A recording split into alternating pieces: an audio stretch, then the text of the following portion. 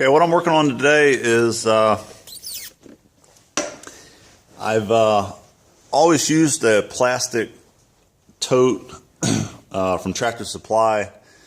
It's like a 10-gallon, I think it's more for feed or something like that for animals.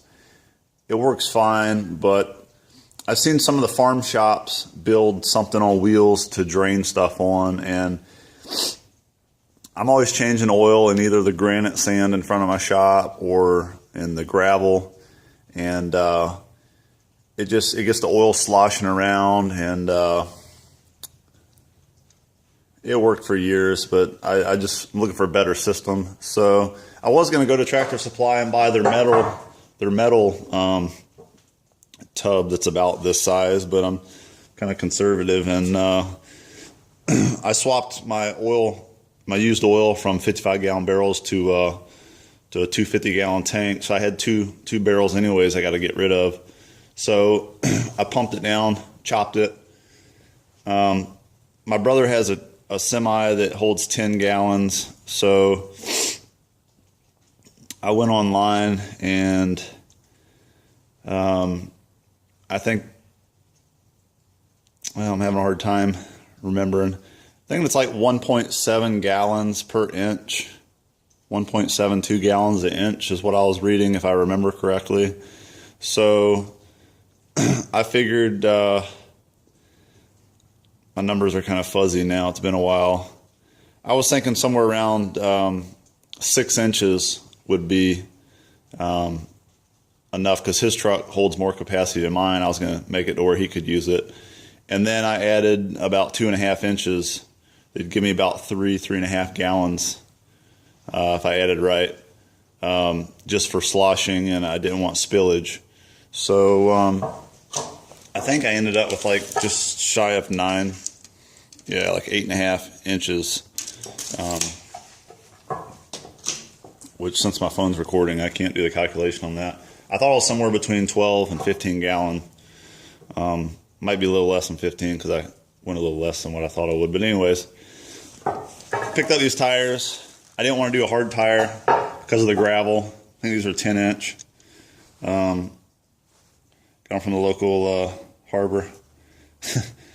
I think I'm gonna pass the barrel by 2 inches on the tire. If I do flush, I want it to have stability. I'm gonna put a handle on it that's removable, kind of like a radio flyer. I'm not gonna make the front axle steer because it's too simple of a project to get all sophisticated in that, and it's so small. You can just, I don't think it's ever gonna weigh more than 90 pounds with the oil in it, so just skid it around. But so anyways, I'm gonna do the front of the front and the back of the tires 2 inches past the barrel, keeping them about as close as I can with maybe a 1/2 inch clearance, so for rock and debris. I was gonna do a bolt, but I might do like my brother said and just pierce the barrel. I think, I haven't measured this, I think it might be 5/8, like a 5/8 bolt would fit in it. I have some old hydraulic tube that came off my my old Alzheimer's backhoe that I converted to a wood splitter, stump shear type deal. They're pitted real bad. I don't think I have any other use for them. That's 5/8. I think I'm just going to do like my brother said and pierce the barrel in 4 places and just put the steel tubing that used to be hydraulic line through. And then I think I'll do a spacer on it to keep my 4 or 5 inches here. Just do a spacer, or just tack weld a washer at the stop, and then just put a washer in here. And then I think I'll just get a little cotter pin and drill a hole and just put a cotter pin on it, so it's simple. And then I'm not sure if I'm gonna put a baffle on it. I might use it first before I see about a baffle. I want to keep it as light as possible. If I need a baffle, I'm thinking about just using some roofing tin and just rivet it to the sides When I go across, just put it like a little 1-inch bend on both sides, do a small cutout on the bottom where the oil can pass through, and do that. I had these old truck filters from the semi my brother and I used to have, and like I said, I try to keep all my projects affordable. So instead of buying mesh for the top, I just took my gas saw with a abrasive blade and cut the mesh off of the old air filters I have. A lot of the air filters, I like to keep the mesh just for different projects. Save you 20-30 bucks. But I'm wanting to put this, straighten it out on the top, hammer it out flat on the floor with a rubber mallet. I haven't figured out how I'm going to do that, but to keep, you know, if the drain plug slips out of your hand or something, you don't have to fish it out. I'm going to put that across there. I don't know if I'm going to do it inset. I think I'm going to do 2 or 3 pieces of 3/8 rebar across to kind of give this some strength a little bit. And also because I wanted to be able to put, I wanted to tip oil filters upside down on it and kind of drain them out.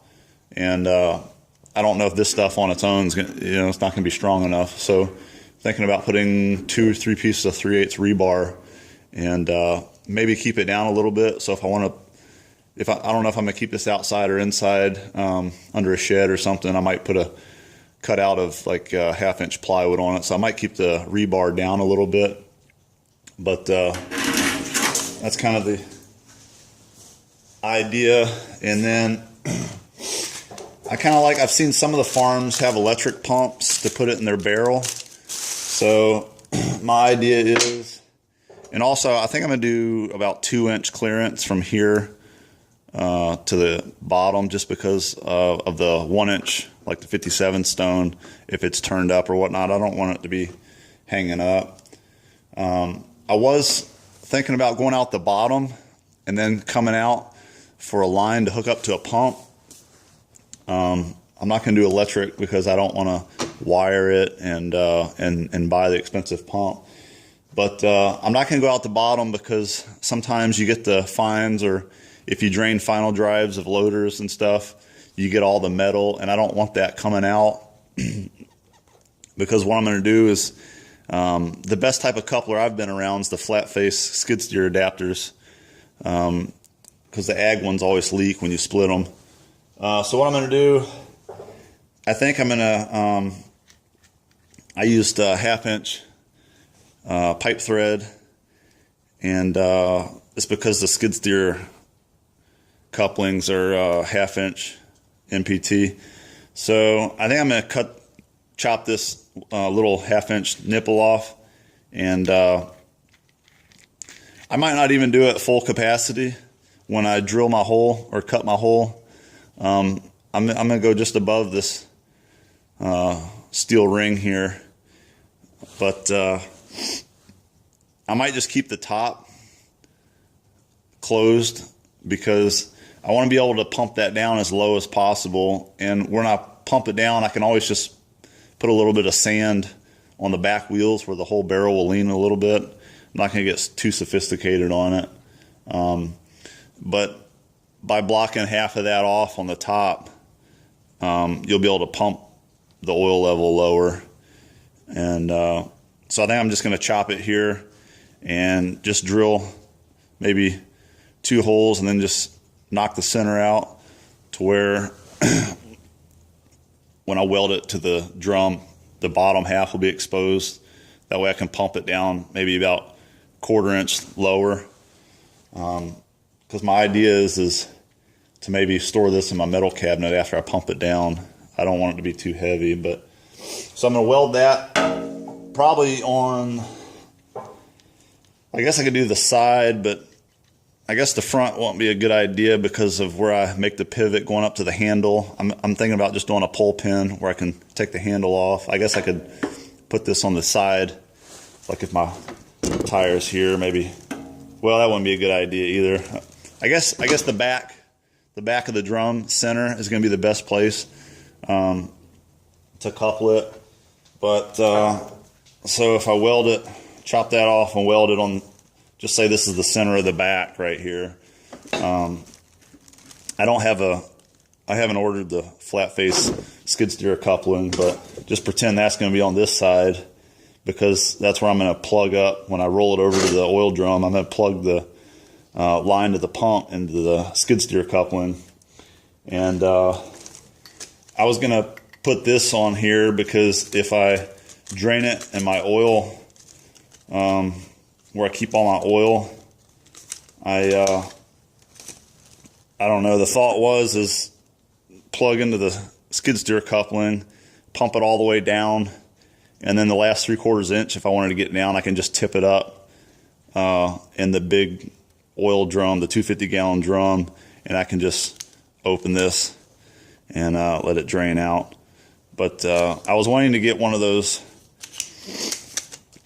valves that has just a little short side where it's just like 90 degrees or 180 to drain it, but I decided against that because if for some reason it got bumped, you'd be losing a lot of oil, to where this one you have to turn about 4 times to get it to open up.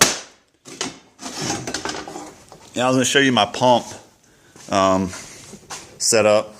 Again, trying to save money all the time. I had this old barrel pump from somewhere, so I'm going to mount this on the wall. And I had this 2x12, and then I was trying to get the handle off the wall. So on top of the 2x12, I had some scrap 3/4 plywood, and then I did a 2x4 on, well, kind of like 2x4 on this side, 2x3 on this side, because there's not really a good way to mount these barrel pumps, because on a barrel you just have the threads down here. So I just cradled it, and then I notched this parallel to the handle to give you some room for your knuckles to not get smashed. And I'm just going to run some kind of rubber line down to where I'm going to, and I'm just going to put, I got a hydraulic 1/2-inch hydraulic line there that I'm going to come out of here to where you can unravel when you roll the drum, the tote on wheels there up to it. I've got a 6-foot line there, and that way you can, the other end of that, it's going to have obviously the skid steer coupling where you can couple them together, and then I can pump it out into my 250-gallon drum without having to lift it. The older you get, the more and more you don't want to lift 80, 90 pounds off the ground to tip it up into something. Then these 2 cross pieces I just kind of chiseled out until it was fit, and those carriage bolts go all the way through. And then I'm just going to put a couple lags or somehow bolt it to the wall where it's going near the oil container.